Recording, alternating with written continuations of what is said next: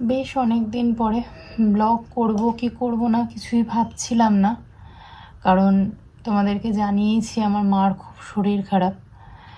কিন্তু কেন আমি ব্যাঙ্গালোর এসছি সেটা আমার মনে হলো আমার ইউটিউব বন্ধুরা যারা আছে আমার পাশে তাদেরকে অন্তত জানানোর। মানুষ ডিসেম্বর থেকেই আমাদের মানে ও চাইছিল যে জবটাকে চেঞ্জ করবে। তো জবটা চেঞ্জ করতে ওর ওর ভালো লাগছিল না, এখানে এই অফিসে আর কাজ করতে ওর খুব একটা ভালো লাগছিল না। মানে অফিসের অনেক রকম পলিটিক্স ব্যাপার আছে, সেগুলো আমি তোমাদেরকে বেশি খোলামেলা বলতে পারছি না। তো সেই সব নিয়ে ও খুব পাজেল ছিল। তো অনেক দিন ধরেই ভাবছিল যে জবটা আমি চেঞ্জ করব। তো তারপরে রিসেন্ট ও ডিসেম্বরে কয়েকটা ইন্টারভিউ দেয়। তো অনেকগুলো ইন্টারভিউয়ের মধ্যেই পুনেতে একটা জায়গায় ও জব পেয়ে যায়, একটা কোম্পানিতে। তো সেখান থেকে ও জানুয়ারির দিকে ইন্টারভিউ দেওয়াতে জানা যায় যে ও সিলেক্ট হয়ে গেছে।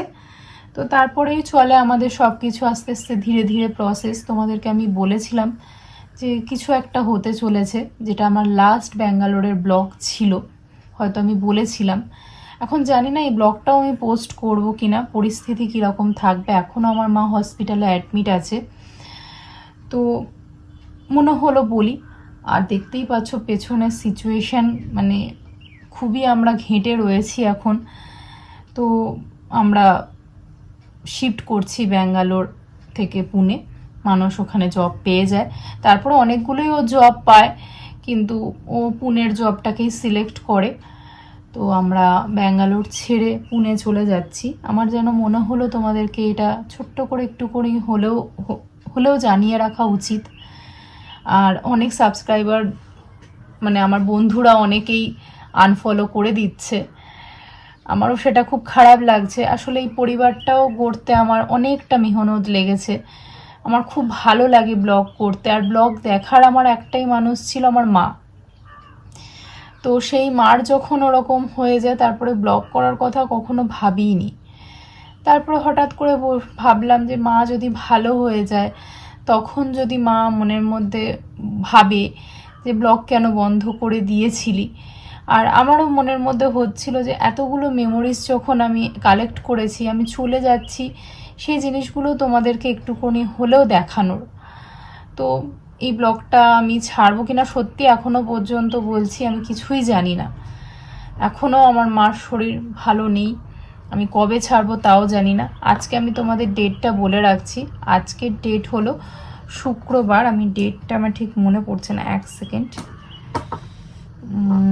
আজকে হলো 22 তারিখ, মে মাসের 22 তারিখ, সরি আজ বৃহস্পতিবার। তো মার মঙ্গলবার একটা ওটি হয়, সেই ওটিতে ডাক্তার খুব একটা ভালো কথা আমাদের আশারূপ কোনো কথা বলেননি।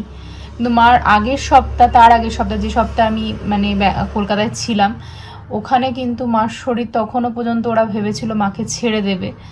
তো আমিও বেশ ভালো একটা সাহস পেয়েছিলাম যে চলো মাকে যখন ছেড়ে দেবে আর কিছুদিন হয়তো আমরা রাখবো মাকে, আর বেশি দিন হসপিটালে মা নিজেও থাকতে চাইছে না, প্লাস হলো বাবার ডায়ালিসিস হবে। তো সেসব কথা মা শুনে মা চাইছিল যে হসপিটাল থেকে চলে আসতে, কিন্তু মা ডাক্তাররাও তারপরে জানালো। কিন্তু এই মঙ্গলবার হঠাৎ করে মার ওটির সময়, মানে ওটির একটু আগেই মার দুদিন আগেই মার একটু শরীরটা ঠিক ভালো ছিল না। কিন্তু মানে ওটির দিন আমার দিদি ওখানে ছিল, তো দিদিকে জানিয়েছে আমরা আশারূপ কিছু জানাতে পারছি না। তো খুব জিনিসগুলো আমার কাছে ঘেঁটে রয়েছে। প্লাস হলো এই যে সোমবার, মানে 26 আমাদের প্রসিডিওরও স্টার্ট হবে সব কিছু শিফটিংয়ের। এখানে হয়তো আমাকে না আসলেও হতো না, কারণ মানুষ একা একা এটা সম্পূর্ণ, আমার প্রচুর জিনিসপত্র রয়েছে, ওইগুলো একা সামলাতে পারতো না। আর একটা ছেলে হয়ে সত্যি সামলানো খুব কষ্টের। তো ও কখনো এই জিনিসগুলো একা একা করেনি। আমি এই নিয়ে আমার এটা মানে অনেকটা শিফটিং হয়ে গেল। প্লাস মানে তো ওর পক্ষে একা একা সম্ভব না, সেটা আমি বুঝেইছিলাম।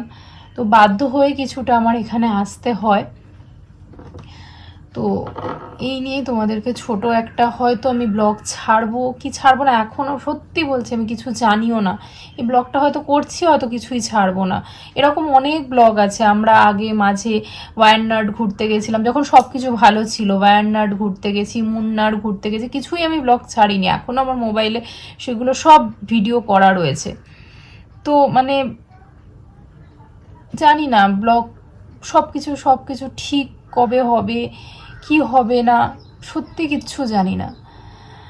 তো চলো, তোমাদের কাছেও মানে একটাই অনুরোধ, আমার মার জন্য প্লিজ তোমরা একটু হলেও প্রার্থনা করো যেন আমার মা খুব তাড়াতাড়ি সুস্থ হয়ে যায়। আর আমার মার 45% বার্ন হয়েছে, কিছু কিছু জায়গায় 2 ডিগ্রি 3 ডিগ্রি রয়েছে। তোমাদেরকে সেটাও আমি এই ভিডিওর মাধ্যমেই জানিয়ে দিলাম, কারণ আমি পোস্টে যখন দিয়েছিলাম পুরোটা আমি লিখতে কিছু পারিনি, তো এখানেই জানিয়ে দিলাম। তো আমরা ব্যাঙ্গালোর ছেড়ে পুনেও চলে যাচ্ছি, সেটাও তোমাদেরকে এই ভিডিওর মাধ্যমেই জানিয়ে দিলাম। এখনও জিনিসপত্র শিফট হচ্ছে এই। আর সত্যি তোমরা একটু প্রেয়ার করো যেন আমার মা বাবার শরীর যেন খুব ভালো থাকে, কারণ সবাই জানো মা বাবা হলো মাথার একটা ছাতা, একটা বটবৃক্ষ।